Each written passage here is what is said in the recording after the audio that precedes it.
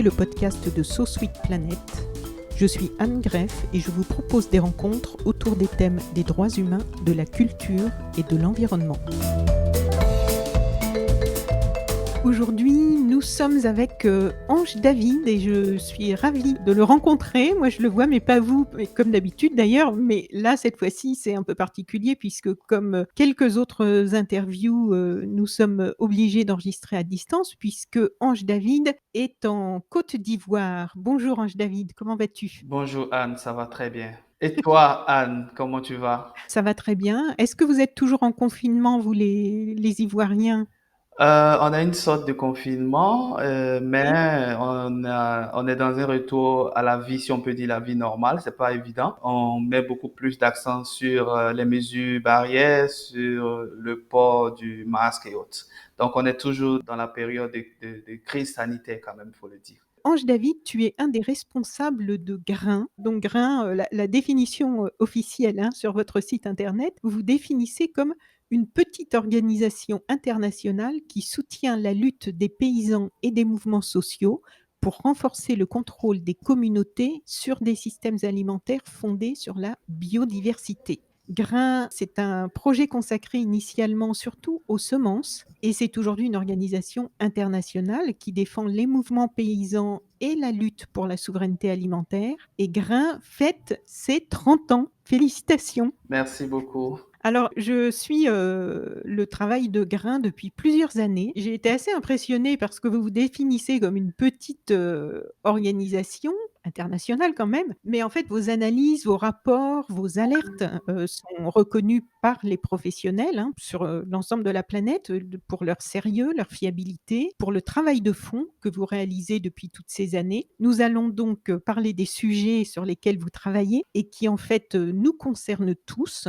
À vos débuts, on pouvait croire que vous vous battiez pour les petits paysans de par le monde, mais en fait, il y a aujourd'hui une prise de conscience un peu partout sur la planète du fait que ce pourquoi vous luttez nous concerne tous, pour notre alimentation, pour défendre les ressources, les terres, la biodiversité, le climat. Sur votre site, on peut lire globalement l'objectif du programme de Grain est d'aider le public à mieux comprendre les forces qui façonnent les systèmes alimentaires mondiaux et locaux et leur impact sur l'agriculture et la sécurité alimentaire, et de soutenir les mouvements sociaux et les organisations de la société civile à atteindre la souveraineté alimentaire. Ce qui vous mène à vous battre contre les accaparements de terres, les plantations de palmiers à huile dans les formes les plus abusives, on va en reparler, les accords de libre-échange, pour la protection du climat, des semences paysannes, de la souveraineté alimentaire, et vous dénoncez régulièrement les abus des grandes entreprises qui nuisent aux petits paysans. J'ai appris beaucoup de choses d'ailleurs en lisant vos rapports, parce que nous, évidemment, comme ce sont souvent des grandes entreprises du nord de nos pays ici, on n'est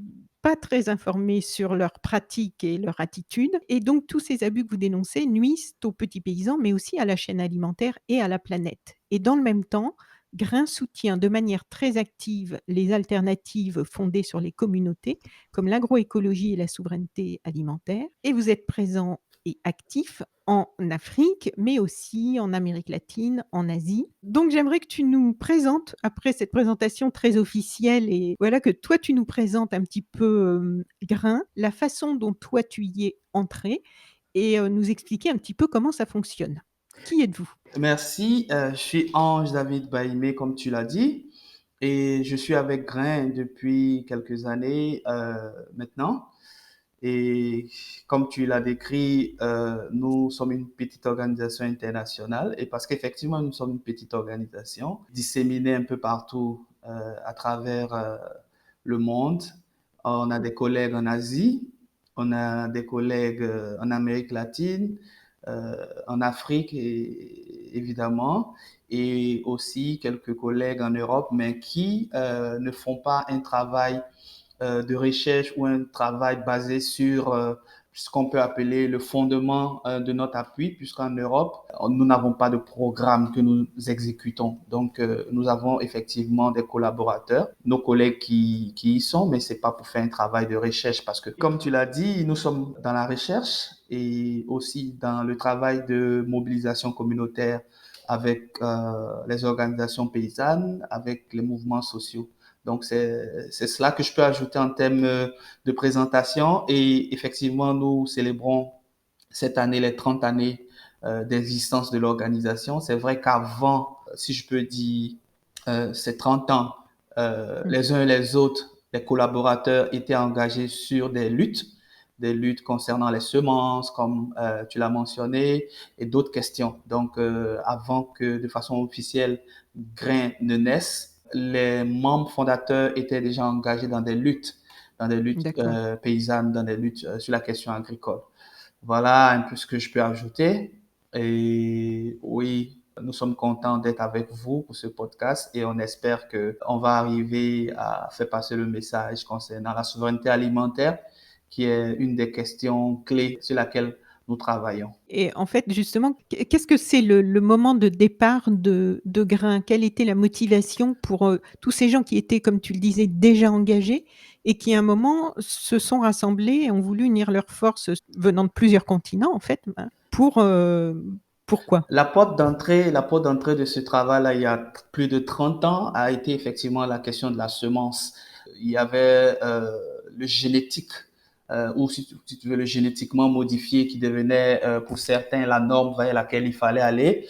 Et donc, il y a eu ce mouvement où les fondateurs, ceux qui ont lancé la machine, comme j'ai dit, et qui étaient engagés déjà dans divers groupes, dans diverses structurations dont je ne vais pas mentionner le nom ici, mais qui ont compris qu'on était pour l'humanité à une étape où la question du génétiquement modifié devenait la norme et beaucoup de forces, c'est-à-dire surtout venant du monde de la recherche, définissaient Oui, ou voulaient que la question agricole soit autour de ces questions-là. Donc, il y avait des laboratoires qui s'engageaient, on était dans cette étape de ce que les gens appelaient la révolution verte. Pour certaines, il fallait y aller à fond. Il fallait que l'alimentation mondiale soit entre guillemets fabriquée dans les laboratoires. Donc toute cette question a poussé les pères fondateurs, a poussé les premiers, les pionniers de grains à se poser des questions parce qu'on se retrouvait dans une approche où, avec la révolution verte, on disait que c'est le tout chimie, c'est le tout pesticide, c'est le tout herbicide. Et de l'autre côté, on voyait que pour nous, en tant qu'environnementalistes, ce n'était pas vraiment l'orientation qu'il fallait avoir. Et ça poussait à ce travail de réflexion, ça poussait à ce travail de mobilisation parce qu'il fallait aussi se mobiliser parce que d'un côté, on avait les accords qui étaient mis en avant par, si je peux dire, l'ancêtre de l'OMC, avec tous les accords commerciaux qui se prédestinaient à orienter l'alimentation pour les années à venir de millions d'individus. Et on voyait que dans le même temps, ça n'allait pas résoudre la question, non seulement de la précarité, non seulement de la sécurité alimentaire, parce que c'est vrai qu'on est passé du concept de la sécurité alimentaire à la souveraineté alimentaire. Mais dans un premier temps, la problématique était effectivement de savoir est-ce que le fait d'aller en laboratoire pour verrouiller des semences, pour faire en sorte que les paysans deviennent de plus en plus dépendants de la semence qu'il va acheter auprès de Monsanto ou auprès d'un semencier, est-ce que cela allait lui permettre d'être vraiment dépendant? La perte de contrôle de la qualité même de ces produits, la perte de la nutrition, des valeurs nutritives des semences, tout cela, c'était des questions sur lesquelles il fallait rapidement s'interroger. Et c'est ce que Grain a fait il y a 30 ans avec d'autres acteurs dans cette mobilisation. Plus tard, on est arrivé sur des sujets comme la question du foncier. Je pense qu'on en discutera par rapport aux oui, accaparements de oui. terres et autres. Mais le fondement a été cette interrogation de quel est l'avenir qu'on destine à l'agriculture et à l'alimentation. J'ai oublié peut-être de mentionner le fait que même pour certains, il fallait aller vers une industrialisation, une mécanisation. Et dans le même temps, on ne se posait pas les questions sur qui contrôle, si on peut dire, ces facteurs de production agricole, qui les contrôle, est-ce aux mains des paysans? Et c'est pour cela qu'on insiste, parce que pour nous, l'approche de baser tout ce travail-là sur les petits paysans, sur la volonté des petits paysans est essentielle, parce que c'est cela qu'il faut mettre au cœur et non pas les multinationales ou les entreprises qui sont visiblement là pour le profit. Donc, ce sont ces questions-là qui ont amené les collègues il y a 30 ans à lancer cette machine, à lancer ces analyses, à lancer cette réflexion, cette collaboration avec les uns et les autres. Ouais. Et en fait, il y a 30 ans, donc c'est en Oui. 1990 et en 1990, vous étiez vraiment, quand même précurseurs parce que là, aujourd'hui, on a du recul pour, constater, bon, maintenant ce sont des constats, vraiment, largement admis là, que les sols deviennent stériles avec ce type Mmh mh. d'agriculture, hein, qui sont, la Mmh. monoculture et tous les Mmh. intrants chimiques, qui viennent détruire, toute la biodiversité dans les sols et puis, l'érosion génétique, par rapport aux Mmh. plantes et tout ça. Et en 90, il y a 30 ans, alors il y a je crois que l'Inde était un peu en avance sur vous, hein, pour constater les dégâts. Je crois qu'en Inde, la révolution verte a été imposée avant l'Afrique. En tout cas, les dégâts ont été énormes avec beaucoup, beaucoup de suicides de petits paysans. Ça m'a étonnée lorsque j'ai commencé à m'intéresser à toutes ces questions-là, de voir qu'on mettait encore assez récemment, des programmes au niveau international, je pense à la Nouvelle Alliance, pour imposer encore ce type d'agriculture maintenant en Afrique, alors que tout le monde sait, tout le monde a vu les dégâts qu'on a pu constater déjà, en Inde. Oui, oui, comme tu le dis, effectivement, l'Inde avait déjà, si on peut dire, été frappée par cette vague de révolution verte qui était l'hymne national, si on peut dire, ou l'hymne international chanté par ceux qui voulaient nourrir le monde ou nourrir l'humanité sans vraiment faire attention Mmh. à la qualité ou à la gestion environnementale. Parce que à long À terme, long terme, oui. Enfin, même même à moyen à terme, moyen terme même, on peut dire, parce que ça a été très oui, rapide les effectivement dégâts. très rapide et effectivement dans un second temps ou dans une extinction parce que en Afrique, la question de la révolution verte effectivement va être un peu plus tard après ce qui s'est passé en Mmh. Asie. Mais le continent aussi a été effectivement frappé. Quand vous parlez de la nouvelle alliance, ce sont des programmes un peu plus récents, mais déjà dans les années 90 ou après la vague qui a frappé l'Asie et l'Inde, avec Mmh. l'introduction de tous ces mécanismes de la chimie, des pesticides et tout ça dans, dans le secteur du coton, on a vu effectivement Et puis de rendre les très paysans dépendant parce dépendants, qu'effectivement, voilà, financièrement de ce effectivement, système. Oui. la politique qui était derrière était des politiques qui étaient basées sur un profit que les entreprises voulaient avoir et tout ce qu'on a eu à développer comme produit, tout ce qui a été fait comme programme était venu pour aller dans ce sens-là. Et on a vu très bien quelles étaient les entreprises Rockefeller et tout ce genre de fondations et donc, plus tard, Mmh. avec AGRA, le développement de l'Alliance pour la Révolution verte en Afrique, on a vu effectivement un boom ou une accélération. Donc, peut-être plus tard, avec des programmes comme la Nouvelle Alliance, qui sont assez récents et sur lesquels on continue de mobiliser les mouvements et autres, puisque la Nouvelle Alliance est venue un peu plus tard. Et dans la Nouvelle Alliance, avec le G8, on a vu clairement que la question du foncier et la question des semences étaient les deux piliers sur lesquels ces programmes-là se sont positionnés, avec un certain nombre d'institutions et aussi avec le choix d'un certain nombre de pays vraiment stratégiques pour l'Union européenne, parce que ça, c'est un programme poussé par l'Union européenne, la question de la nouvelle alliance, avec d'autres partenaires, mais essentiellement parce qu'on sait comment aussi ces pays sont sous une forme de tutorat où ils sont cooptés par le programme de la nouvelle alliance pour mettre en œuvre un certain nombre de politiques agricoles et bon, foncières et semencières et autres. Donc, effectivement, l'Afrique a été impactée un peu plus tardivement par rapport à l'Asie, mais il n'en demeure pas moins qu'elle a été extrêmement frappée et euh, c'est pour nous aussi un tournant, parce que 2008, par exemple, peut-être qu'on en discutera plus loin, 2008 avec les différentes crises alimentaires ou les différentes émeutes de la faim qui ont eu lieu en Afrique, a mis l'accent sur la question du foncier, sur la question de la terre, sur la question des accaparements de terre, qui a été vraiment aussi un moment très crucial pour Grain en tant qu'organisation, pour apporter sa contribution à ces échanges et à la mobilisation au niveau du continent africain. Oui, parce que vous donnez vraiment à voir des choses qui souvent restent invisibles, hein, pour nous, dans le reste du monde, on va dire. Alors je voudrais, expliquer à ceux qui nous écoutent, parce que là, c'est vrai qu'on parle, on est rentré tout de suite dans le vif du sujet, mais peut-être il faut rappeler pour les personnes qui ne sont pas forcément très familières avec toutes ces appellations et ces pratiques. Déjà, on va commencer par le commencement. Donc la souveraineté alimentaire, qu'est-ce que ça représente, la souveraineté alimentaire pour laquelle vous vous battez? En quelques mots, réexpliquer le D'accord, la concept. souveraineté alimentaire est un concept qui a été mis en place par la Via Campesina, ce grand mouvement mondial paysan.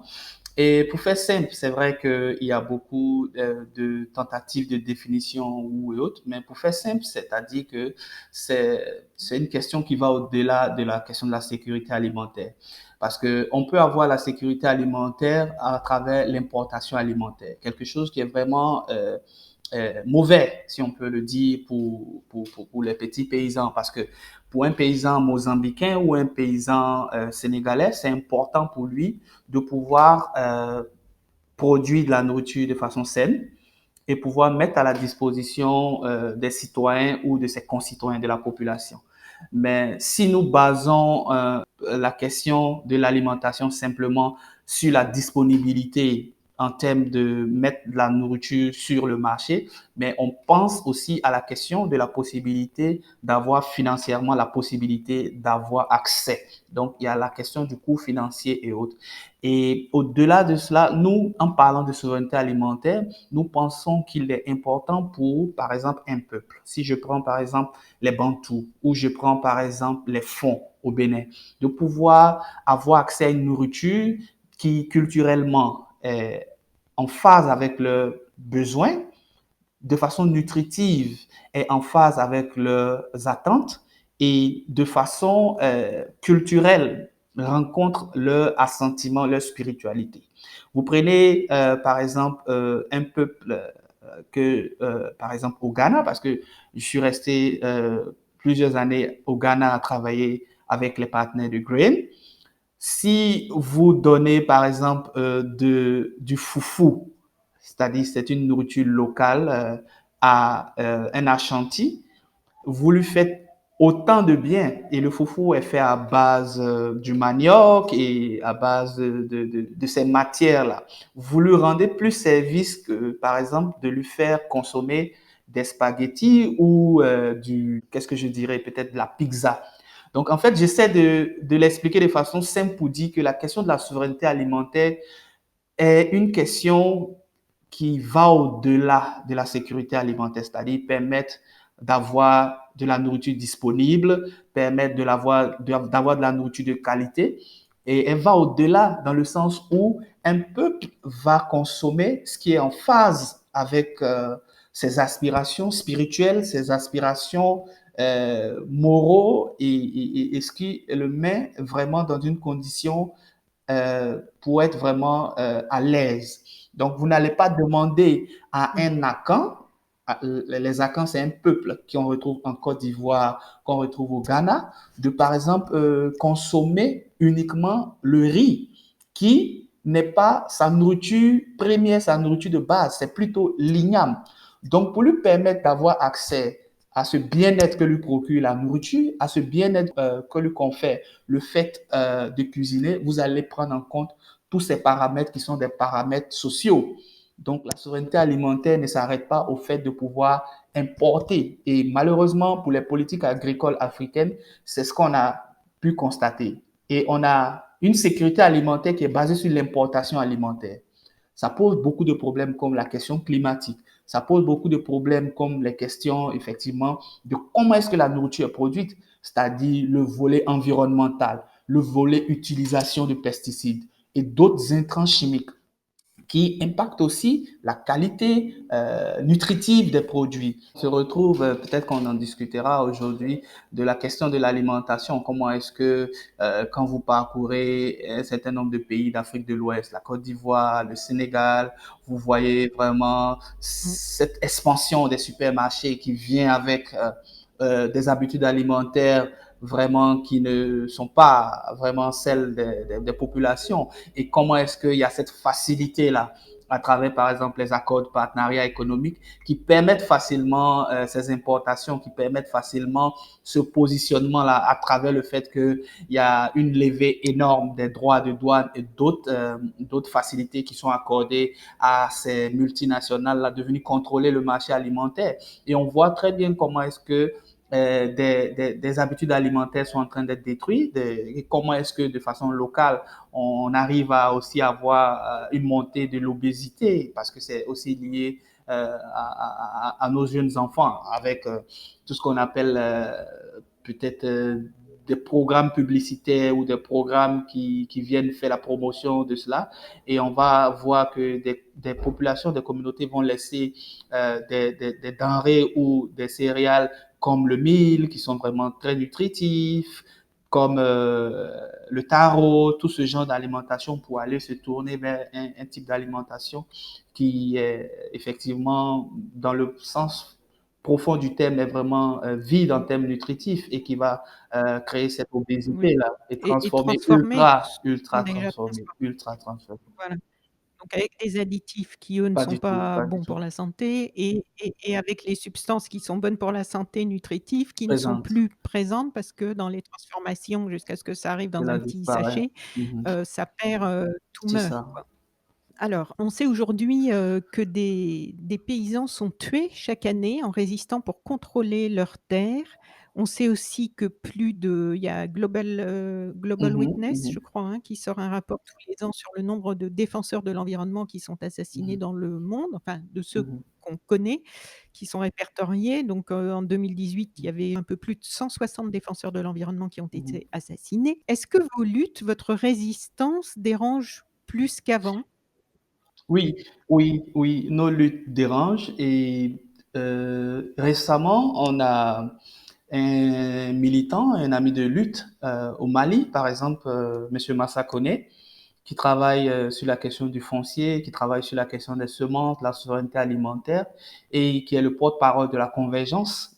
La Convergence, c'est un mouvement qui a été mis en place dans lequel nous contribuons à apporter de l'analyse, à apporter de la mobilisation, qui a été, bon, ça a été peut-être encore une menace de trop, mais qui a été mise à rude preuve parce qu'il a été visité, si on peut le dire, par des personnes non identifiées qui ont emporté des clés USB, qui ont emporté. C'est vrai qu'il y a des enquêtes qui sont ouvertes sur la question, mais pour ce militant-là qui lutte avec les Maliens sur la question du foncier à travers la CEMAT, qui est cette convergence-là pour travailler sur la question des accaparements de terres et pour permettre aux paysans de continuer à pouvoir avoir cette dignité-là, a été, si vous voulez, dans le viseur de personnes qui, pour l'instant, sont non identifiées, mais on voit effectivement que c'est l'engagement qui dérange. Et l'année dernière, au Congo, nous avons des partenaires, nous avons des amis, nous avons des frères avec qui nous travaillons aussi sur des questions d'accaparement de terre qui ont été dans des conditions de sécurité très mauvaises. On a même eu le décès de Joël, qui était un jeune militant d'une organisation qui travaillait aussi pour pouvoir permettre aux uns aux autres d'avoir une dignité, qui a perdu la vie. Donc, pour ajouter effectivement à ce que tu dis, ce travail-là devient de plus en plus difficile pour des personnes qui ne demandent qu'à avoir des conditions de vie normales, si je peux dire, qui sont dans des communautés, qui n'arrivent plus à avoir accès à la terre pour pouvoir produire ne serait-ce que l'alimentation de base, qui sont dans des communautés où on voit des entreprises venir prendre d'énormes hectares de terre qui les empêchent de pouvoir se nourrir. Et ces personnes-là deviennent en retour des esclaves dans ces plantations, parce que c'est souvent de cela qu'il s'agit. L'agriculture. Oui, alors explique-nous justement, je voulais te demander aussi pour, celles et ceux qui n'ont pas forcément entendu parler de ces histoires d'accaparement de terres, hein, qui au niveau Mhm. des ONG maintenant, c'est une appellation qui est malheureusement, très connue, et il y a beaucoup de monde maintenant qui travaille, pour identifier ça. Je pense à Landmatrix, aux Mhm. bases de Mhm. données. Donc est-ce que tu peux nous expliquer qu'est-ce que ça veut dire les accaparements de terres? Qu'est-ce que Pour c'est? faire simple, la question de l'accaparement de terres, pour nous, on la voit en termes de contrôle des terres, parce que dans beaucoup de définitions académiques et autres qui ont été faites, les gens partaient par exemple sur le principe que on peut qualifier d'accaparement de terre, par exemple, une acquisition de terre, une acquisition foncière qui va, par exemple, au-delà d'un certain nombre d'hectares. Par exemple, certains ont dit, si 100 hectares, par exemple, sont récupérés par une multinationale, ou même, parce qu'il y a un accaparement de terre aussi local et national qui se fait, est récupéré, par exemple, par une élite, on ne va pas considérer cela parce que c'est minime, C'est-à-dire que des gens s'approprient un espace géographique qui qui n'était n'était pas pas à à eux, eux. mais qui, Aujourd'hui, pour différentes raisons, soit il y a pas de titre foncier, soit il y a pas vraiment de législation, soit il y a des titres fonciers, mais ils se les approprient quand même. je dirais même pas par rapport à la question du titre foncier parce que c'est pas toutes les terres. Par exemple, si vous prenez un pays comme la Côte d'Ivoire, malgré tout ce qui est fait par ceux qui, si vous voulez, sont pour les titres fonciers de façon culturelle et de façon coutumière, il y a déjà une législation, même si elle n'est pas reconnue par le pouvoir colonial dans le temps, où aujourd'hui, c'est vrai qu'on n'est pas dans le pouvoir colonial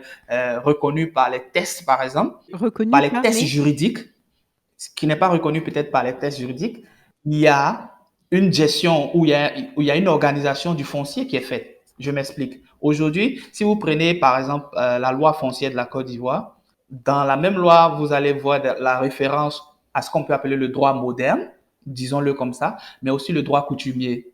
Et donc, c'est la transformation pour certains des droits coutumiers dans l'immatriculation qui est cette notion qui a été introduite pour aller vers les titres fonciers, ce qu'on appelle la titrisation, qui va permettre, par exemple, de donner des droits ou de ne pas donner des droits. Mais on n'a pas eu besoin de cela dans beaucoup de pays, dans beaucoup de coutumes pour pouvoir gérer le foncier. C'est-à-dire que le foncier est géré de façon coutumière. Donc, ce n'est pas aujourd'hui, c'est vrai qu'il y a des intérêts commerciaux, il y a des intérêts liés au marché du foncier qui sont venus s'ajouter, mais on ne peut pas dire que l'accaparement de terre vient se faire, par exemple, dans un espace donné parce qu'il n'existe pas de titre foncier. Le titre foncier, pour beaucoup de pays ou pour beaucoup de communautés, n'est pas celui qui détermine de la gestion première du foncier. Parce qu'il y a des chefs de village, il y a des chefs de terre. Dans beaucoup de nos différents villages en Afrique, vous allez voir des chefs de terre qui sont souvent différents du chef de village, qui ont la connaissance de à qui appartient cet espace de terre, à qui revient, par exemple, cette portion de plantation. Mais je vais rapidement revenir sur la question de l'explication de ce qu'on va appeler accaparement de terre. Parce qu'il y a plusieurs formes d'accaparement de terre. Il y a même des formes aujourd'hui qui sont des formes déguisées d'accaparement de terre. Dans les premiers moments, qu'est-ce qu'on avait constaté? On avait constaté que l'Afrique, pour certains, avait été, et aussi l'Asie hein, et certaines parties, l'Amérique Oui, et latine l'Amérique aussi, latine. avait été considérée par un certain nombre de personnes ou d'acteurs ou d'États.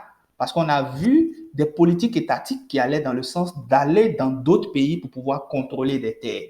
C'est-à-dire, par exemple, des pays du Golfe arrivent dans certains pays africains et prennent 10 000 hectares de terre.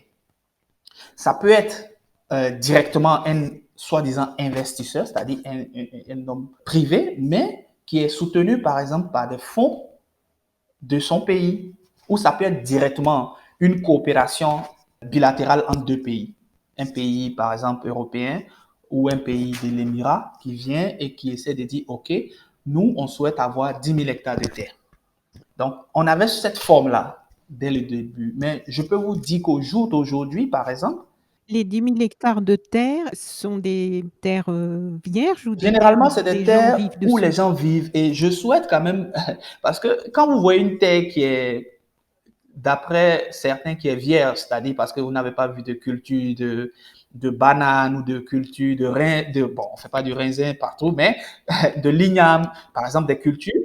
Ne vous dites pas Oui. que cette terre est vierge. Il n'y a pas de terre vierge. C'est un mensonge de dire que les terres sont vierges en Afrique, il faut y aller, il faut en prendre et autres, tout ça. Il n'y a pas de terre vierge qui existe. Ces terres-là sont utilisées de différentes façons parce que vous voyez une terre sur laquelle non, il n'a rien été peut-être planté, mais ça peut être le lieu de culte spirituel d'une tribu ou Donc, il n'y a pas de terre vierge. Je pense que ça a toujours été un mensonge et qui a été vendu à des personnes externes au continent en disant allez en Afrique, il y a des terres. Non, on n'a pas assez de terres. Et puis, on le dit toujours, l'Afrique est surpeuplée. Donc, si on est surpeuplé, ça veut dire qu'on n'a pas assez de terres. Donc, il n'y a pas de terres disponibles. Il faut arrêter avec cette idéologie disant qu'il faut aller prendre les terres en Afrique parce qu'il y a des terres vierges. Il n'y a pas de terres vierges. Ces terres-là sont occupées de différentes façons. Sont occupées de différentes façons. Voilà, ça c'est la conception, Voilà, donc il occidentale, n'y on a va pas de dire, terre vierge, il n'y a pas de terre vierge. des Donc, choses. le contrôle des terres qui était organisé de façon étatique, c'est-à-dire un État qui vient, par exemple, Mmh. voir un autre État en Afrique pour discuter, pour prendre des terres. Souvent, ces terres sont occupées par des gens. On a vu des déguerpissements de population où vous vous levez un matin, vous avez votre petit champ de bananes, vous avez votre petite case et il y a des caterpillars qui viennent, qui commencent à vous déguerpir. On l'a vu au Mozambique où des communautés avaient des plantations sur des terres, des communautés Mmh. avaient des constructions, des villages, mais ces communautés ont été déguerpies pour pouvoir céder ces terres-là parce qu'elles ont été, par exemple, acquises par un investisseur ou acquis par une entreprise souvent qu'on ne connaît pas. J'ai visité des communautés au Mozambique dans le cadre d'un projet qu'on appelait le Pro Savannah où ces communautés-là étaient là, vivaient paisiblement, mais elles ont été évincées pour pouvoir permettre la culture, par exemple, de produits d'exportation. Donc, on s'est retrouvé dans ce schéma-là. Mais aujourd'hui, au jour d'aujourd'hui, comme on peut le dire, il y a une nouvelle forme. On a connu aussi les accaparements de terres menés par des élites. Et aujourd'hui, par exemple, je prends le cas d'une plantation aujourd'hui aussi qui est en train d'être cédée à un autre investisseur, mais qui étaient des plantations, par exemple, des anciennes plantations Unilever au Congo qui ont été cédés, par exemple, à une première société qu'on appelle Ferronia, qui est en train de, présentement où je vous parle, est en train de la céder à d'autres intérêts. Mais, par exemple, pour ce cas-là, on s'est retrouvé dans une nouvelle forme d'accaparement de terre où ce n'était plus uniquement un certain nombre d'acteurs qu'on pouvait identifier, mais où on s'est retrouvé avec l'implication d'agences ou si on peut l'appeler d'institutions financières internationales. C'est-à-dire, vous avez la Proparco qui est présente dans l'architecture, vous avez CDC, qui est un peu comme l'équivalent côté britannique de l'AFD. Vous avez d'autres intérêts. Donc, vous vous L'AFD, l'Agence retrouvez française dans du une sorte développement, oui. d'accaparement de terre avec de nouveaux acteurs. Et pour nous, c'est un accaparement de terre parce qu'il s'agit toujours de continuer de contrôler des terres par des forces, ou je peux le dire, des acteurs externes pour faire une agriculture généralement qui est une agriculture de monoculture pour l'exportation. Donc, Oui, voilà, parce qu'on se dit: «Mais pourquoi, vouloir acheter des milliers d'hectares de terres en Afrique?» Il y a encore d'autres endroits où il reste des terres, donc qu'est-ce qu'ils font sur ces terres oui, et il y et a ça beaucoup d'autres sert à choses. Il y a la qui? spéculation foncière. Vous allez toujours voir que ces personnes-là prennent le contrôle d'énormément de terres, souvent qui n'arrivent pas totalement ou entièrement à utiliser, et souvent les gardent dans des concessions. On voit que les entreprises ont de grandes Mmh. concessions de terres, mais vous allez voir qu'elles n'arrivent pas, parce que aussi pour beaucoup d'entreprises qui avaient vu cela comme un nouveau deal ou bien une nouvelle forme d'investissement. C'est vrai qu'on n'en a pas assez mis l'accent dessus, mais dans les années après la crise ou les émeutes de la faim, beaucoup d'acteurs avaient vu la question du foncier comme une zone refuge où ils pouvaient investir de l'argent pour pouvoir éventuellement, pour certains, faire de l'agriculture, mais pour d'autres, c'était juste des spéculations financières. Donc, il y a toute tout cet imbroglio ou toute cette différence Mmh. dans la question foncière qu'il est important de faire. Et comme on le dit, beaucoup d'acquisitions beaucoup d'accaparements de terres sont généralement faits pour être destinés à des cultures d'exportation, c'est-à-dire que les VA, c'est-à-dire le palmier à huile, des monocultures, le teck, on voit énormément de plantations qui sont faites et au détriment des communautés qui aspirent à peut-être faire de l'agriculture pour pouvoir nourrir la communauté, nourrir le pays, nourrir l'Afrique. Et ces contrôles, souvent, là, viennent avec aussi beaucoup de violence, beaucoup de criminalisation, parce que tu l'as mentionné, mais on a vu effectivement beaucoup de communautés qui refusent de céder les terres parce qu'elles souhaitent continuer à faire la production agricole pour nourrir le monde qui sont tués. On a vu des accaparements de terres où il y a mort d'hommes parce que les communautés continuent de demander à pouvoir contrôler ces terres-là. Donc voilà un peu aujourd'hui la question de l'accaparement de terres, à quel niveau on se retrouve.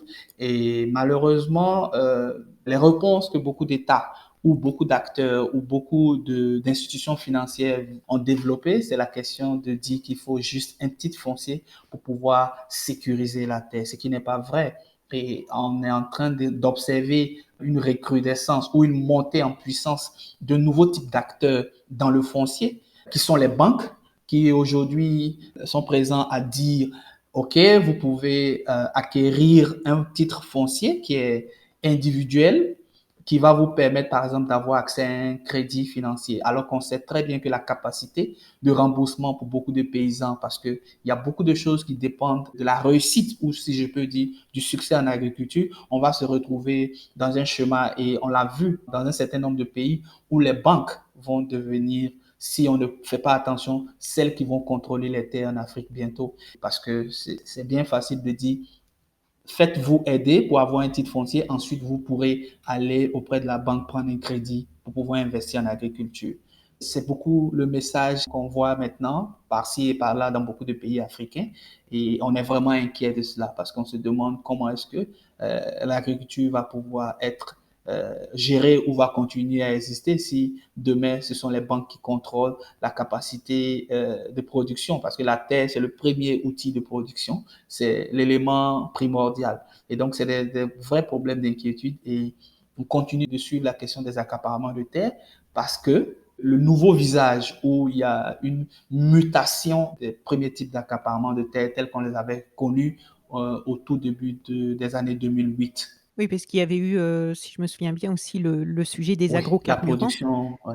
qui étaient des politiques qui avaient été mises en place Les ici quotas, il y avait eu des en quotas nous vendant comme les dans la solution. agrocarburants comme l'avenir, hein, au Ouais, niveau écologique pour, utiliser, moins de pétrole dans nos réservoirs d'essence, et ça a été encore une fausse, une fausse bonne idée, on solution. peut dire, puisque je me souviens avoir lu des articles à l'époque sur le fait que, justement des grosses, multinationales, achetaient beaucoup de terres, voire accaparaient des terres en Afrique pour planter je crois que c'était du maïs, hein, par rapport aux Oui, agrocarburants, ou en tout l'utilisation, cas tout ce qui pouvait servir à devenir le nouveau pétrole. Donc sur ces terres, on ne cultivait plus des choses qui allaient être mangées. C'était un détournement en fait de la culture des céréales, et du coup, il y avait même ça se répercutait sur oui. les cours de la bourse. Donc ça, est-ce que ça va mieux ou est-ce que les problèmes sont toujours les mêmes par rapport à ça? Non, on peut pas dire que ça va mieux parce que quand vous regardez et parmi les produits que vous avez cités, il y a aussi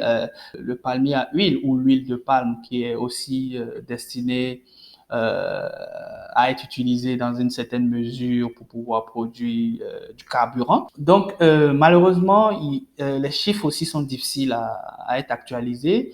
Il n'y a pas toujours de transparence sur cette question, mais le problème demeure. Et généralement, ce que nous disons, c'est que on ne peut pas utiliser les produits qui sont destinés à nourrir. Vous avez parlé du maïs, vous avez parlé d'autres produits alimentaires, donc qu'on veut utiliser pour faire de l'éthanol ou d'autres produits qui vont être utilisés comme combustible.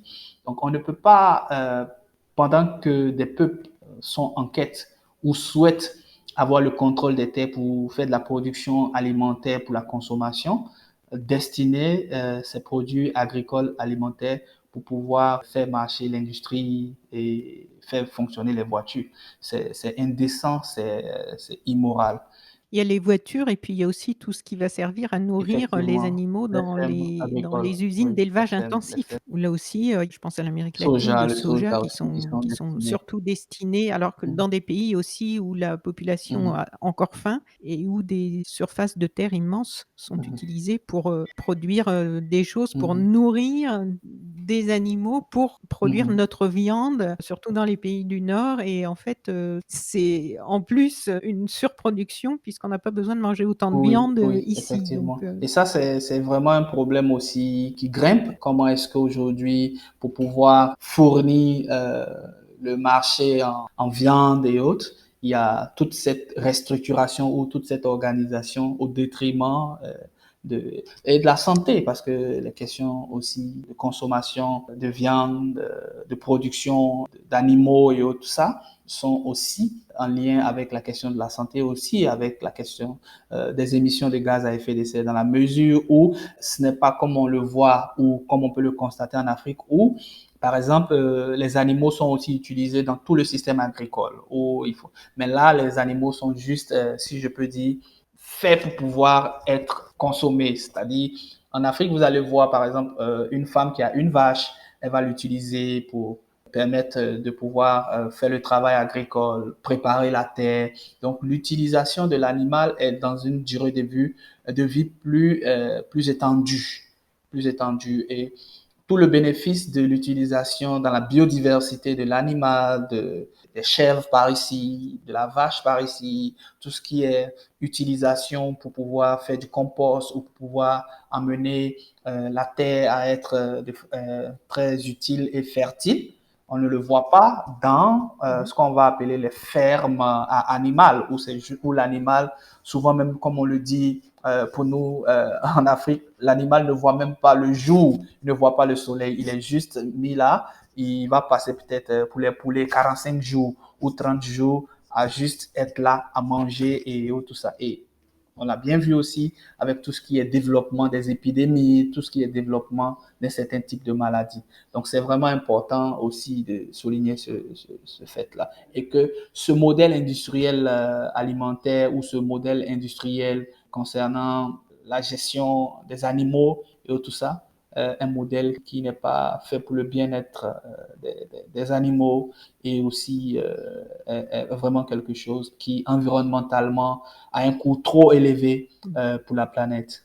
On a parlé tout à l'heure des semences, paysannes. J'ai vu passer dans vos actualités récemment une info par rapport au fait que les citoyens et citoyennes du monde se sont réunis, je crois que c'était au mois d'avril, pour s'opposer à la propriété intellectuelle sur les semences et partir à la reconquête des systèmes alimentaires locaux et de la biodiversité agricole en promouvant leur restauration. Oui, je pense que c'est, je dirais pas une vieille, mais une ancienne lutte qui continue d'exister puisque c'était autour des questions de l'OMC avec toutes ces questions de propriété intellectuelle et tout ça contre lesquelles on a lutté et contre Oui. lesquelles on continue de lutter parce que pour nous, Là, c'est par rapport à des multinationales qui veulent oui, il y a breveter le le brevetage vivant. du vivant, il y a le contrôle des semences. Je l'ai dit au début, il y a tout ce qui est contrôle de la semence dans la mesure où on veut pouvoir permettre aux paysans d'être dans un système de dépendance, c'est-à-dire on va stériliser la semence de sorte à ce que chaque année, le paysan va se retrouver à aller dans la boutique ou dans la pharmacie, comme si on allait dans la pharmacie pour payer chaque fois la semence, alors que les semences depuis des millénaires ont été utilisées, ont été partagées. Et ça vient aussi avec toutes les réglementations qui sont en train de s'installer dans nos pays, où ça devient criminel de pouvoir donner la semence à son frère ou à son cousin ou à son voisin. Toute cette législation semencière qui est en train d'être mise en place dans pas mal de nos pays et qui découle des accords, des différents accords commerciaux, des accords de partenariat économique ou même de la nouvelle alliance et tous ces mécanismes, toutes ces politiques-là. Et donc, on est en train de voir cela, le contrôle des semences par des semenciers. Ils ont apporté ce qu'ils ont appelé les catalogues pour pouvoir classifier et mettre en place un système de contrôle de la semence pour pouvoir la faire gérer par le monde industriel, disons-le comme ça. Et une des choses qui est aussi importante de relever, c'est la question de la criminalisation, parce que il y a une forte criminalisation qui arrive avec ces nouvelles politiques foncières et semencières, excusez-moi. où les paysans vont être emmenés à se retrouver devant des tribunaux parce que simplement ils veulent continuer d'exister ou de pratiquer l'agriculture comme ils l'avaient toujours pratiqué, en se partageant les semences, en travaillant sur les semences, en multipliant les semences. Et donc cette vague de pouvoir mettre un accent sur la semence est vraiment à encourager dans la mesure où sans semences, effectivement, la pratique agricole sera impossible. Et on le voit clairement, toute la politique ou toute la force qui est derrière le contrôle de ces semences-là est encouragée et est favorisée par des multinationales, par différents acteurs qui se cachent et qui veulent continuer à faire du profit sur la question semencière. On l'avait évoqué au Oui. début et toute cette politique est partie aussi de la révolution, la soi-disant révolution verte, avec les différentes étapes que cela a pu connaître. Et donc, on assiste à cela. Et c'est vraiment aussi le lieu d'interpeller les paysans et leur dire que sans semences, ce n'est pas possible d'exister et il faut continuer à faire, à préserver les semences paysannes, à les multiplier, à les partager. Et je pense que ces actes de résistance-là vont pouvoir permettre à l'agriculture de continuer d'exister parce qu'on ne peut pas vouloir réduire le monde agricole a cette dépendance-là aux semences qui sont hybrides, qui sont génétiquement modifiées ou qui sont contrôlées par un certain nombre de stérilisations, de méthodes qui ne permettent pas de pouvoir faire l'agriculture comme on l'a toujours connu. Il est insensé de se dire que chaque année, le paysan, pour pouvoir faire le maïs ou pour pouvoir faire l'igname, va être emmené à aller payer la semence. Non, la semence a toujours été partagée, a toujours été le fondement culturel et spirituel de nos pays. Donc, il faut continuer à permettre cela et non pas à chercher à contrôler ces semences juste pour le profit d'une poignée de multinationales ou d'une poignée d'individus. Mais eux, leur argument est de dire que ces semences donnent des récoltes plus abondantes, plus résistantes et qu'au final, les agriculteurs vont, pouvoir, gagner plus d'argent ou avoir plus de choses à Non, consommer sur le terrain. Pour lutter contre ça, c'est que vous avez constaté que c'était pas le message était pas si clair que ça dans les non, faits parce que ou? ce qu'on a toujours constaté ou ce qui est facile, et tu fais bien de le dire parce que même pour la question climatique, les fausses informations qui ont été véhiculées étaient de dire que, étant donné qu'on est dans un contexte de changement climatique, il faut aller vers, par exemple, des OGM ou aller vers des semences qui ont été améliorées ou qui ont été transformées parce que cela va permettre et tout ça. Mais on se rend permettre S'adapter. l'adaptation. Alors que ce qu'on a toujours vu, c'est que le paysan ou la semence va s'adapter à son environnement. C'est-à-dire qu'il y aura un moment d'adaptation qui peut effectivement peut-être ne pas permettre en année une d'avoir peut-être le meilleur résultat. Mais ce qu'on voit avec ce qu'on va appeler les semences génétiquement modifiées ou les semences améliorées, et qui est malsain, c'est que cela vient avec tout un package qui a été, un package technologique qui a été fait, où on va utiliser énormément d'intrants chimiques, disons-le comme ça, pour pouvoir englober tout ce qui est pesticides, tout ce qui est chimique, et qui va continuer à donner du profit à des industriels. Donc, la semence, si elle n'avait pas été modifiée ou elle n'avait pas été déstabilisée, allait toujours, après un moment d'adaptation lié aux conditions environnementales, aux conditions climatiques et tout ça, allait se réadapter au nouvel environnement et allait pouvoir. Donc, c'est comme ça que des semences ont été gardées depuis des millénaires. Mais comment comprendre aujourd'hui que la biotechnologie ou toutes ces soi-disant avancées viennent, récupèrent les semences et vont, par exemple, les modifier et on arrive à une existence de ces semences-là qui ne peut qu'être liée à des intrants chimiques, à différents types d'apports. Et on voit visiblement que c'est une quête vers le profit qui apporte cela. Donc, les différents arguments, effectivement, ils vont dire que ces semences-là sont plus productives, mais cette productivité-là ne peut exister que si elle est accompagnée de tout ce qui est package technologique, c'est-à-dire les fertilisants et toutes sortes. Et la question aussi de leur valeur nutritive se pose.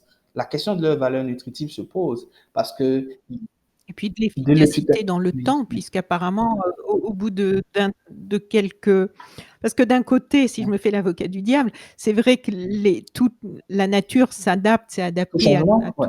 toutes les Mm. transformations qu'il y a eu sur la planète.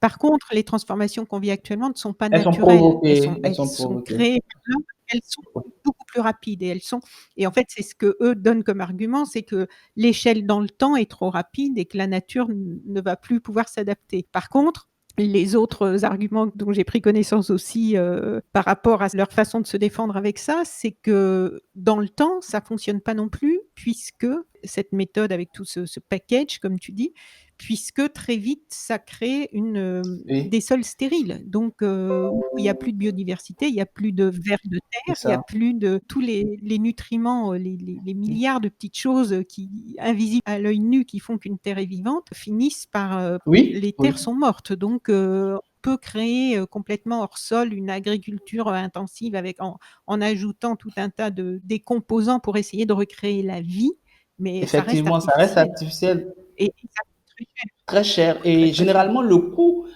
environnemental n'est pas pris en compte dans cette destruction de la biodiversité. Ils essaient juste, c'est-à-dire les partisans de cette approche-là, à éviter de mettre effectivement sur la table la question du coût environnemental, du coût sanitaire. Et je l'ai dit, du côté nutritionnel de ces produits-là au finish. On voit comment est-ce que non seulement dans l'utilisation des pesticides, de nombreuses maladies apparaissent, la stérilité, pas mal de produits, comment ces produits-là sont nocifs pour l'environnement. Ils ne le disent pas assez. Ils voient juste, ou ils essaient de mettre juste en avant le fait qu'il faut nourrir une population de plus en plus grandissante. Mais ils ne disent pas qu'effectivement, pour nourrir une population de plus en plus grandissante, il faut laisser les terres être utilisées pour la production agricole et non pas la destiner, par exemple, à du tech, non pas la destiner par exemple, à l'EVA, le bois de tech, effectivement. C'est toutes ces questions-là qu'il faut poser.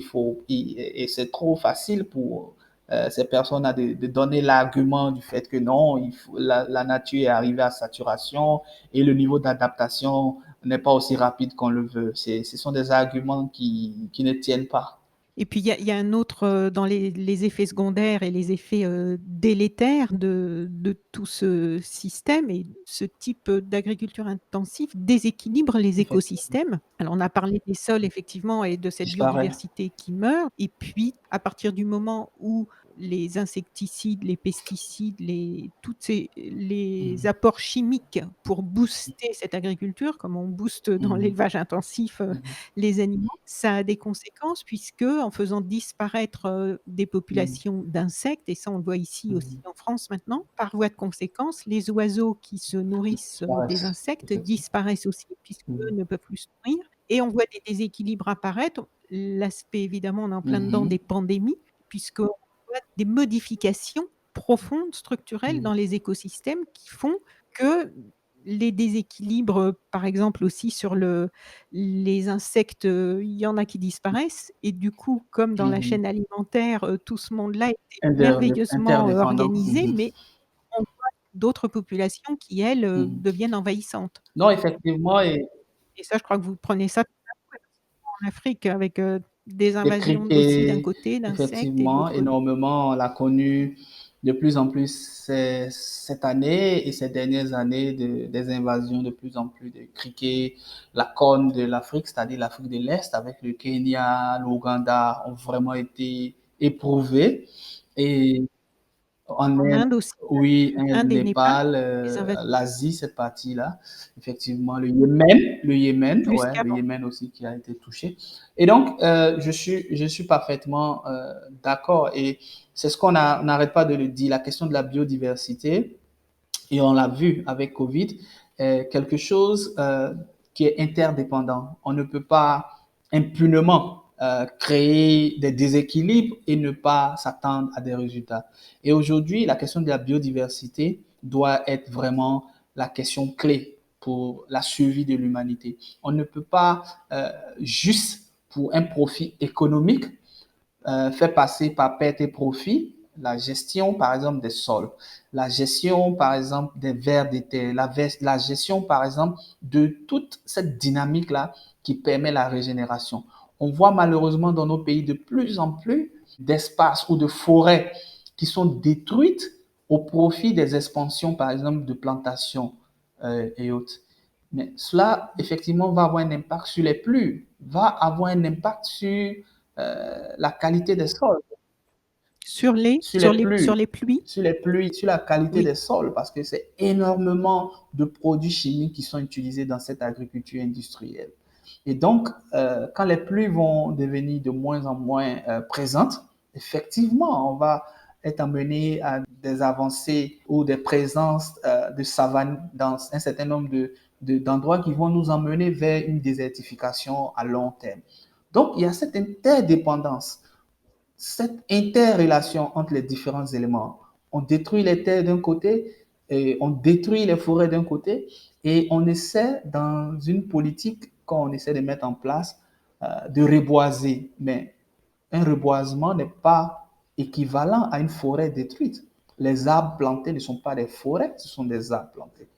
Donc, il y a toutes ces dynamiques et toutes ces questions-là qu'il faut mettre sur la table et dire que l'avenir de la planète, l'avenir de l'humanité, trouve son expression ou sa justification dans la biodiversité. On ne peut pas, dans des politiques d'utilisation massive d'intrants ou de produits chimiques, détruire les éléments de la nature les plus essentiels qui permettent la fertilité des sols. On a parlé des vers des terres, on pourrait en discuter pendant de longues heures, comment est-ce que leur contribution à la fertilisation de nos sols est importante et comment ces éléments-là sont en train de disparaître.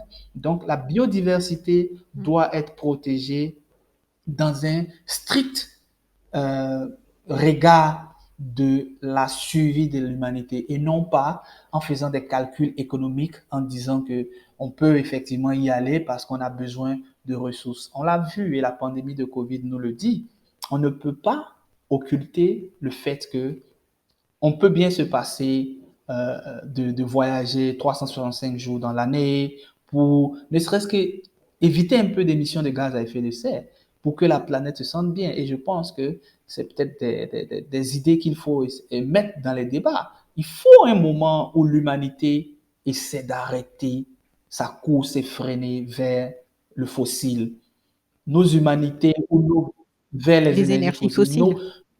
La crise Mmh. a carrément monté qu'arrivé un moment, on peut vraiment permettre à la nature, à la planète de respirer en essayant effectivement de mettre, de couper un peu cette course effrénée vers l'industrie fossile et autres. C'est possible pour le bien-être de l'humanité, pour avoir une qualité d'air à respirer dans nos pays.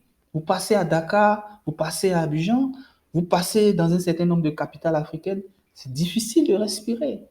Et les maladies qui viennent, les maladies respiratoires qui montent, en Asie, En Asie partout. aussi, hein. Je maîtrise mieux la réalité de l'Afrique, malheureusement. Et donc, c'est des questions effectivement qu'il faut avoir à Mmh. l'esprit.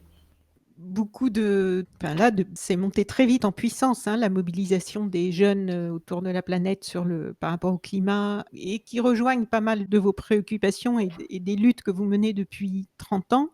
On a vu un petit buzz sur les réseaux sociaux il y a quelques mois avec, une jeune femme, activiste, est-ce que c'est Éthiopie? Non, Ougandaise, je pense. heu, Vanessa, Vanessa oui, Nakate, Vanessa je crois, Nakate. non? Oui, Elle est voilà, ougandaise ou qui kenyane, qui, je pense bien. je Elle crois doit être pas qu'elle est ougandaise. Elle est kenyane. ougandaise. Elle est ougandaise.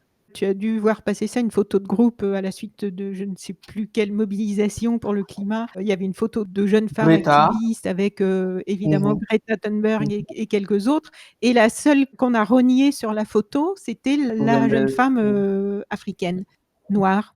Est-ce que ça a des résonances aujourd'hui tout ça, chez les jeunes, autour de toi, là où tu es? Est-ce que tu sens ou est-ce qu'il y a d'autres préoccupations plus urgentes qui font que c'est pas forcément, aussi important? J'ai vu aussi là, tout récemment, que toutes ces jeunes, surtout des jeunes femmes, hein, il y a aussi évidemment beaucoup de jeunes garçons, mais évidemment avec Greta en tête, soutenaient le fait qu'elles aimeraient voir reconnu le Mhm. crime d'écocide. Il y a beaucoup de gens qui se battent depuis assez Mhm. longtemps aussi pour que ça il y ait une reconnaissance officielle de ça, ce qui serait un grand pas aussi. Qu'est-ce que tu penses de tout ce qui se passe en ce Non, moment la crise climatique en Afrique est une réalité et on ne peut pas l'occulter parce que elle est liée aussi à la question du développement. La question climatique aujourd'hui, dans l'existence ou dans la réalité qu'on a maintenant, est partie de beaucoup de choses. Mais aujourd'hui, vous allez remarquer que changement climatique ou la crise climatique, et je l'ai évoqué un peu en avant, est liée par exemple à la question des importations alimentaires.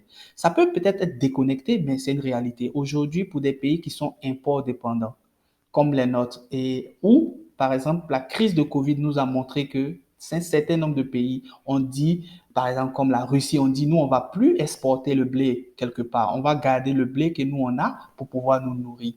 Et que va-t-il arriver des pays qui, aujourd'hui, comme le Sénégal, pour un Sénégalais, passer une journée peut-être sans manger du pain devient impossible.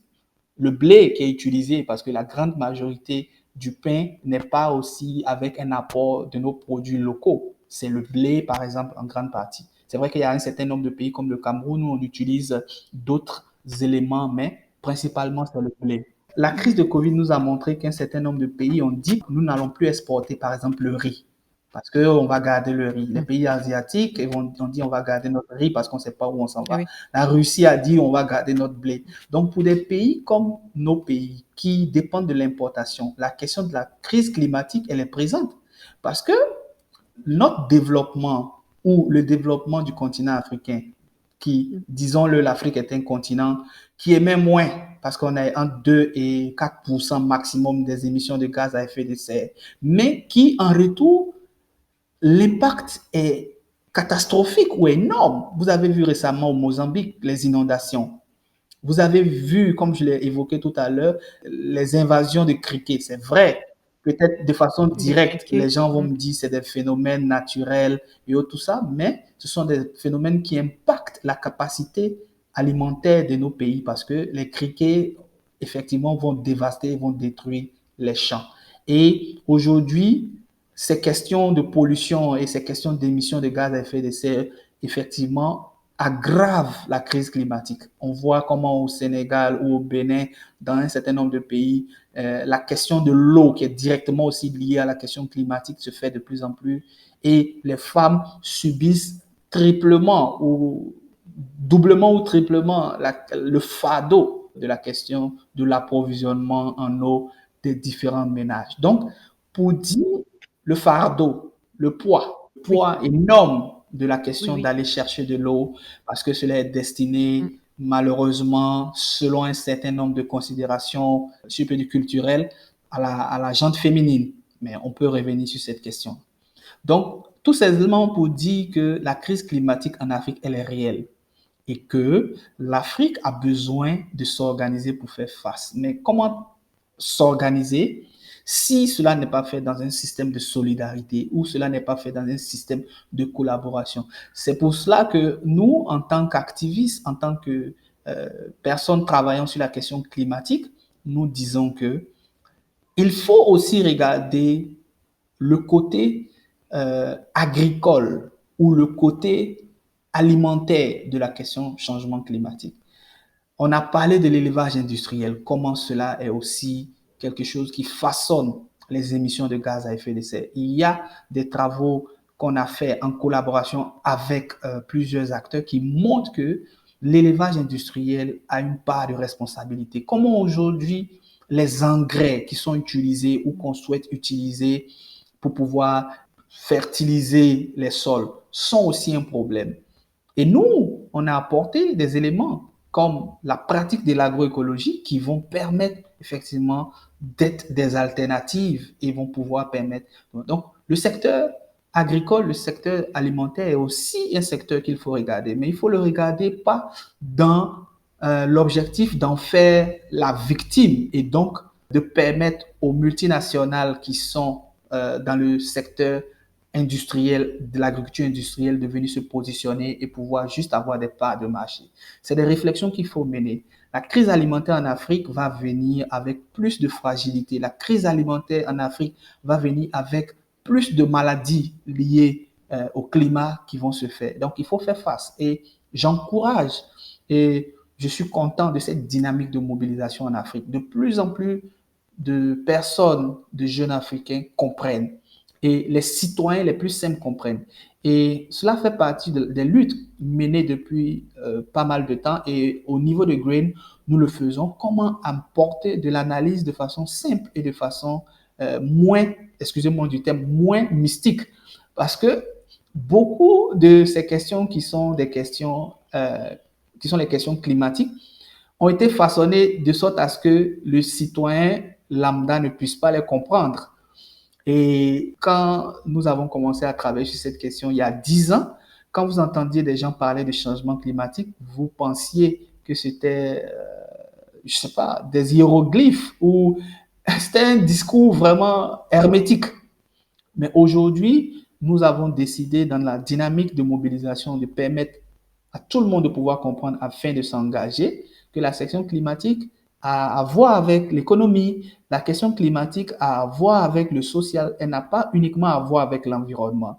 Donc, il faut une multitude de personnes, il faut une solidarité, ne serait-ce que même dans la compréhension de ces questions-là. On a parlé des questions d'adaptation. Comment est-ce qu'aujourd'hui, il faut permettre à l'Afrique de pouvoir s'adapter et de faire face au changement climatique? Comment est-ce qu'il faut permettre aux Africains d'élaborer des politiques agricoles qui vont leur permettre de pouvoir contrôler l'agriculture, qui vont pouvoir permettre d'utiliser moins d'énergie fossile dans les transports, moins d'énergie fossile pour faire, comme je dis, les engrais, parce que pour pouvoir faire les engrais, on utilise aussi des énergies fossiles. Donc, c'est un double impact sur la question, sur la question environnementale. Donc, il y a toutes ces questions et nous sommes contents qu'il y a des groupes de mobilisation qui vont et qui font ce travail-là. Bien avant un certain nombre de leaders aujourd'hui qui se positionnent. C'est vrai que pour beaucoup d'Africains, il est difficile d'avoir peut-être accès à cette publicité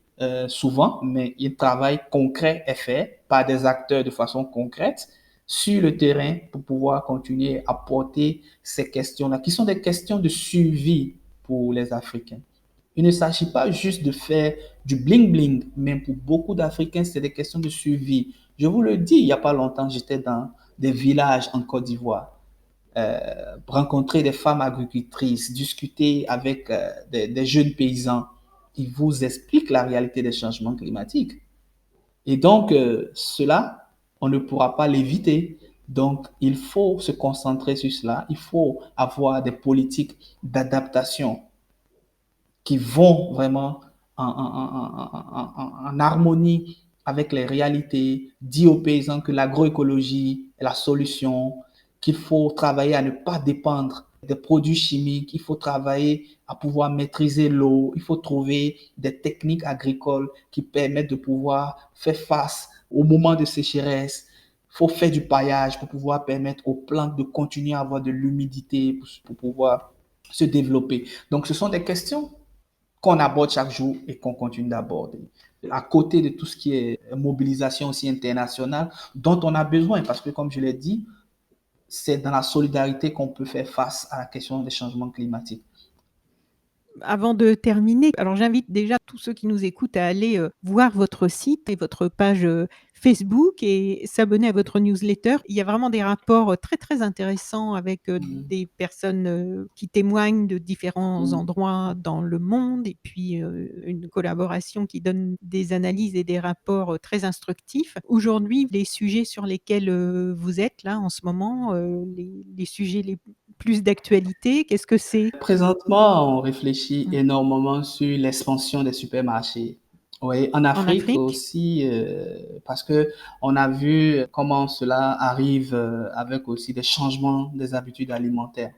Et pour nous, c'est vraiment important. Donc, la question des supermarchés, l'expansion des supermarchés, est pour nous une question vraiment sur laquelle nous allons continuer d'analyser, nous allons continuer d'apprécier. Excuse-moi, quand tu dis des supermarchés, est-ce que là encore ce sont des supermarchés dont les propriétaires, sont dans les pays, Nord ou les pays qui vous ont déjà imposé pas mal de choses, sans tenir compte de vos réalités? Ou est-ce que ce sont des créations, Il y a de locales? tout, parce que comme je l'ai dit, du moment que ça a un impact sur les habitudes alimentaires ou est en train de forcer une mutation ou une transition vers un type d'habitude alimentaire, nous posons des questions. C'est-à-dire, effectivement, pour la grande majorité présentement, quand vous allez en Afrique du Sud, quand vous allez dans un certain nombre de pays, ces supermarchés ou ces supérettes, en tout cas ces grandes surfaces, pour certains sont détenus par exemple, peut-être des personnes ou des multinationales extérieures au continent.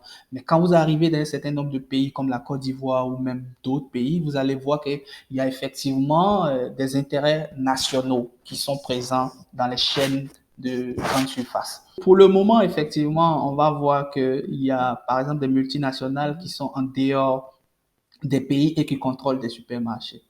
Mais comme je l'ai dit, la problématique fondamentale, au-delà de la perte de revenus pour nos États, parce qu'effectivement, il faut nourrir les actionnaires, comme on le dit.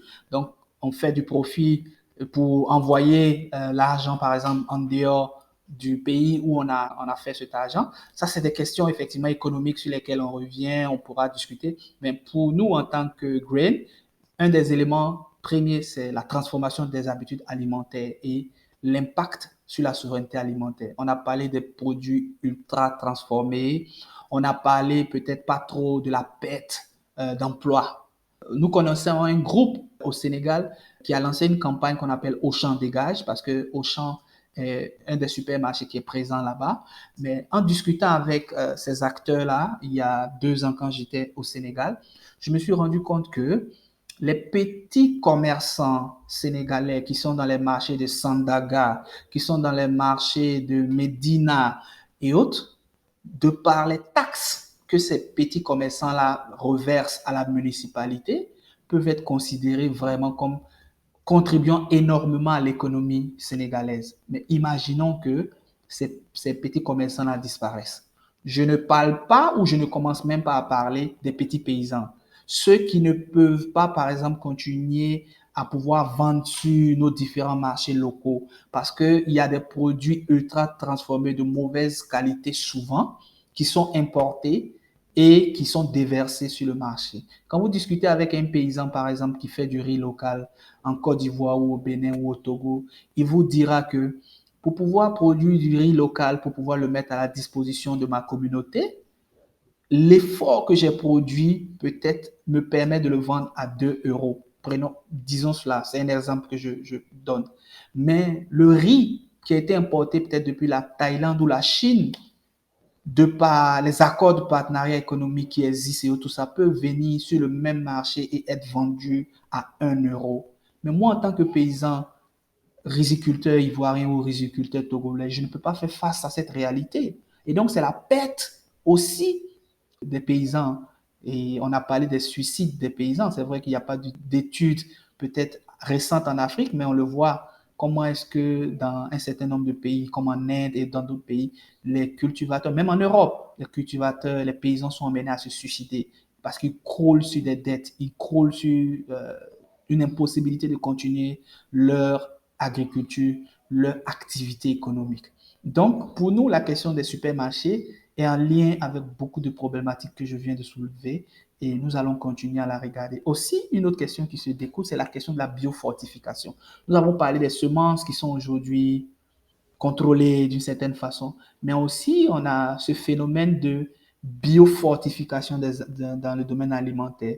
Vous allez peut-être voir des publicités dans nos différents pays où on parle de la tomate concentrée en zinc, de la peut-être, je sais pas, de la patate en Ouganda qui est avec des additifs. Donc cette question-là qui découle de la biotechnologie est une question aussi qui nous intéresse et bientôt nous allons encore essayer d'en discuter à travers nos analyses et donc c'est des pistes sur lesquelles nous sommes.